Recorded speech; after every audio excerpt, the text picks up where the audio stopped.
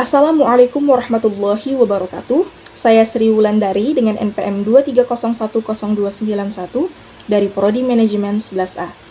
Baik, pada kesempatan kali ini saya bersama rekan-rekan saya akan membahas mengenai salah satu isu nyata yang pernah terjadi di pasar modal Indonesia, yaitu kasus manipulasi laporan keuangan pada PT Garuda Indonesia. Pada presentasi ini, kami akan menjelaskan mengenai pengertian pasar modal, kronologi kasus, dampaknya, serta pelajaran yang dapat diambil oleh investor maupun perusahaan. Nah, sebelum kita masuk ke kasusnya, kita perlu mengetahui bahwa pasar modal merupakan tempat bertemunya perusahaan yang membutuhkan dana dengan investor yang ingin menanamkan modal melalui saham maupun obligasi. Agar pasar modal berjalan dengan baik, diperlukan keterbukaan seperti informasi, kejujuran, dan kepercayaan dari semua pihak. Salah satu kasus yang cukup menggemparkan di Indonesia adalah kasus PT Garuda Indonesia pada tahun 2018. Saat itu polisi melaporkan memperoleh laba bersih dan laporan keuangan. Namun setelah dilakukan pemeriksaan diketahui bahwa terdapat pencatatan pendapatan yang belum memenuhi syarat untuk diakui sebagai pendapatan. Kasus tersebut kemudian menjadi perhatian Otoritas Jasa Keuangan atau OJK dan Bursa Efek Indonesia.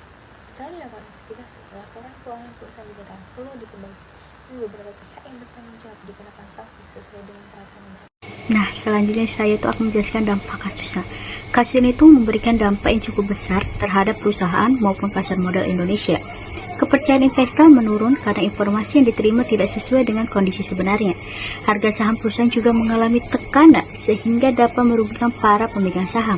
Selain itu, citra perusahaan menjadi kurang baik di mata masyarakat. Kasus ini juga menunjukkan pentingnya pengawasan dari OJK dan Bursa Efek Indonesia agar perusahaan yang telah tercatat di bursa selalu mematuhi aturan yang berlaku. Dari kasus PT Garuda Indonesia terdapat beberapa pelajaran penting. Yang pertama, perusahaan harus mengajukan laporan keuangan secara jujur dan transparan. Yang kedua, inspektor harus lebih teliti dalam menganalisis kondisi perusahaan sebelum mengambil keputusan investasi. Yang ketiga, pengawasan dari regulator sangat penting untuk menjaga kepercayaan masyarakat terhadap pasar modal.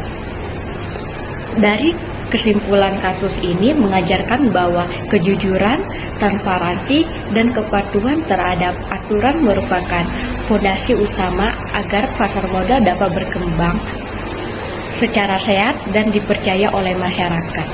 Demikian presentasi dari kelompok kami.